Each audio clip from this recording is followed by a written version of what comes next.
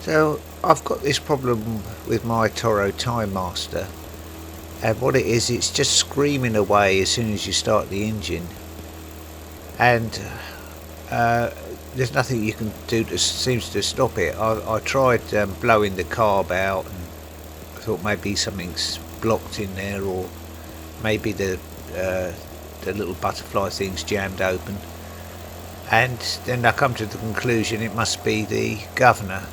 And I checked all the wires and all the springs and things, and it seemed to be flicking back and to with your hand, but the actual arm coming off of the engine wasn't the governor from the actual engine. Once it started, is not pulling that spring back to tame it, and it's just screaming away without anything to stop it at all. Now the governor arm is quite difficult to get to. It's on the other side of the machine. I started taking it apart. I took the air filter cover thing off there. I didn't actually need to in the end. And then to get to anything, you've got to take this top piece off with the pull cord on, and it's just held on by 3 bolts. And it's a strange, you'll see in a minute, a thing that's bolted right through onto the actual casing. And one of my ones, this one here, the whole bolt comes out rather than just a little nut on the top, so it looks a bit strange, but it's stuck in the bottom. There's nothing I can do about it. What I was hoping, my last hope, was that the governor arm had come loose from the actual rod that goes into the engine, and that would just be a simple case of bolting that up.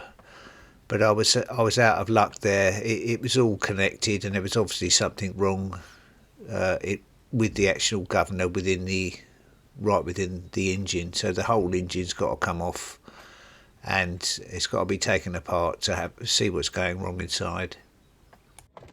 This top cover and the pull cord assembly, it all comes up as one thing. You can just put that to one side. And then the next thing that's got to happen is you've got to take the belts off.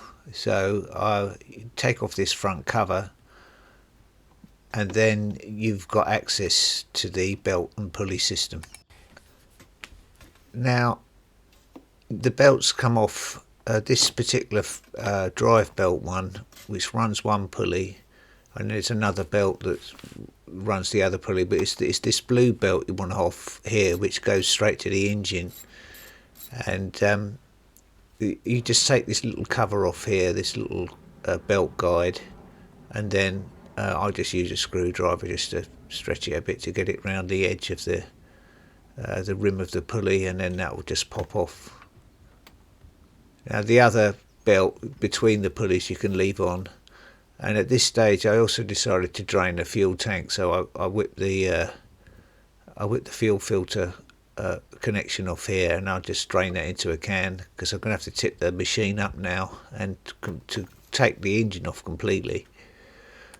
Obviously, before you start doing any work on a mower, you really want to have that spark plug off as well, in case there's any slight danger of it starting, but they normally don't, but it's just worth taking the precaution.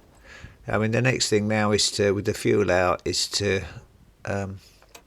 flip it over and take the engine off. Now it's held on by basically 3 bolts, and one of them is accessed through this. There's a little hole here where you can pop it through that little strange gap there to get to one of them. And I left the drive belt on because that was just going to fall off once the engine comes off, and it's quite difficult to get off if you leave the engine in situ. Now, I think at this stage I had drained the oil off, and you need to think about doing that at some point. What's ever the easiest for you with the thing tipped up, and then once the bolts are out, it'll just, once I've freed it from that belt there, the engine will just fall off. So you want to be wary of that. Make sure there's somebody there to catch it, or you're prepared for that. Now the other thing, you want to take this the off switch connections. There's just a bolt there and a little connector, and then you got to try and get this pulley off. Now I think it's a 16mm.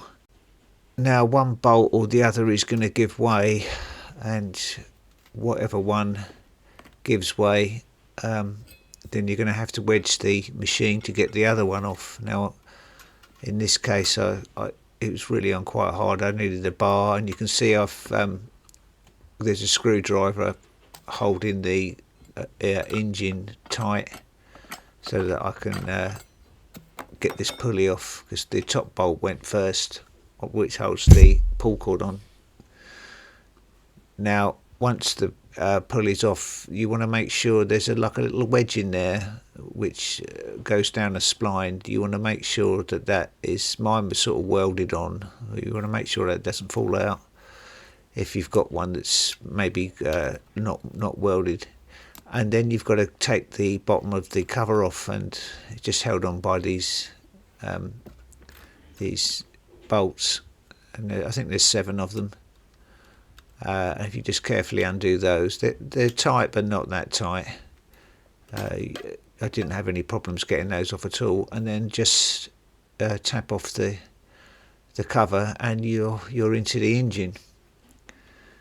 Now it was quite evident what was wrong as soon as I got the engine apart. You can see that's the governor part there, and it's all smashed to pieces. There's like that orange thing is in the middle, should be a totally round cog, and it's this the bit that I'm holding there, and it's just smashed in half.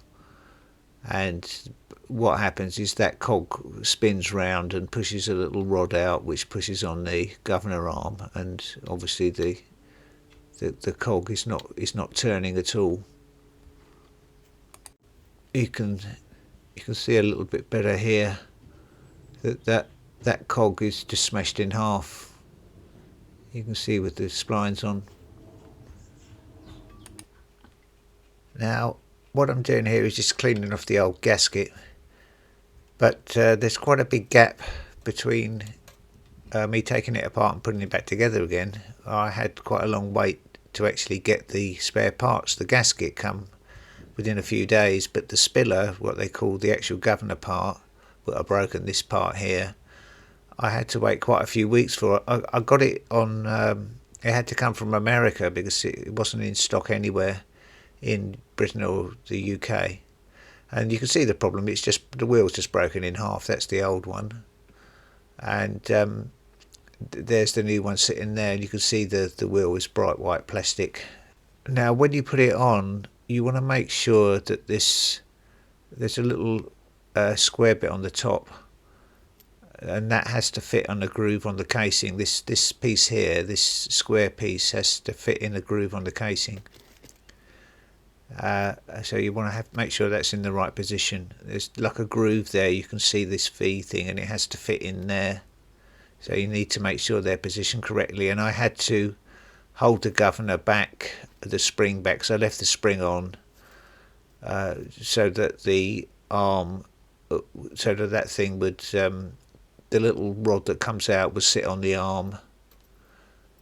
And basically how these things work is that white wheel spins round, and there's some weights, it spins some weights round, and when the centripetal or centrifugal force or whatever it is, they'll push that centre rod out, which pushes on the governor arm, which causes resistance to the governor spring, and with that broken, the governor spring just holds the thing open. You can see there, there's like a little rod in these things here, these flick out, and the rod in the middle pushes out on the governor arm, like that, to to hold the spring from holding the butterfly open, and if you haven't got that, it'll just scream away, which is what it's doing.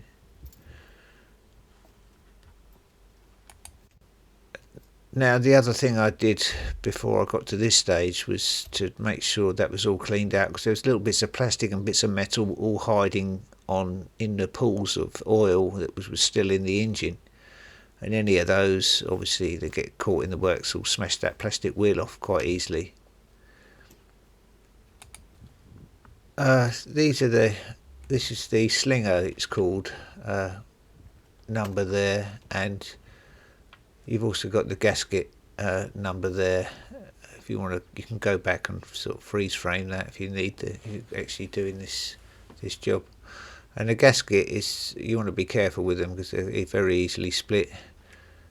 It fits quite easily in place. It's quite obvious. Now the thing is to line this slinger up with the arm, and what I've done, I've wedged the governor spring in, the governor spring arm with the screwdriver to make sure that's in the right position, and that little rod that comes out is just touching the governor arm on the inside of the engine, and then the cover just slots on the top, and if you've got that in the right position, it'll just that little ridge that sits on the top of the slinger will go into that little V bit on the crank casing. Now with the engine bolts and these casing bolts, I noticed they had a bit of Loctite stuff on the screws when I got them out, and there's sort of like a blue a deposit on the threads, so I've used some to put them back in just in case they start to vibrate out, because they're very difficult to get to. You've got to take it all apart if they do come loose, so it's well worth the investment of like £5 or £6. There's, you can see the blue on there of the Loctite on the existing screws, and it's not very dear, this stuff. It's available in most sort of garages. This isn't called Loctite, it's Lock Thread or something, but they're all the same. It's just a trade name. Now it's just a matter of assembling it, obviously in reverse order to taking it off. So we've got the casing back together, and the next thing to put on is this pulley, and you can see in there's like a little wedge that fits in a groove actually on the spline that comes out of the engine. You want to make sure that's in the right place, and that's actually, mine's welded in. Some of them I've taken up before are not welded in, so when you take it off you want to make sure you're aware of that, else they're very easily lost. Now when it comes to the tightness of some of these bolts, I was just guessing really. I've got no manual or for any torque settings. I've got a torque wrench, but without the settings you're a bit in the dark, so as tight as I could get them with a bar really, because they've got to be fairly tight. These engine ones, they're gonna take a bit of a hammering. Getting the engine on was quite difficult. Doing it on my own, I think it'd be a lot easier if you had somebody to help you when you're doing that. Now the other thing is, you can see it just above my hand, there's like a little, where I'm putting the belt on, there's like a guide there, a brass guide that has to go on with the engine bolts. Now obviously you've got to put the oil in when you got it all together, and to my horror, when I did start it up, she started racing again, and I thought, oh, maybe it's not working in 100%. But what I found was that where I put the air filter on, I snagged the governor arm spring, and it just got caught up, and once I freed that, it sort of done a quick backfire and started working perfectly then. Now they will smoke a bit when you first start them up, because obviously you've tipped a bit of oil when it's got in the exhaust and what have you, but She's running as sweet as you could have on a machine of this age now. So for 28 quid, quite an economical repair.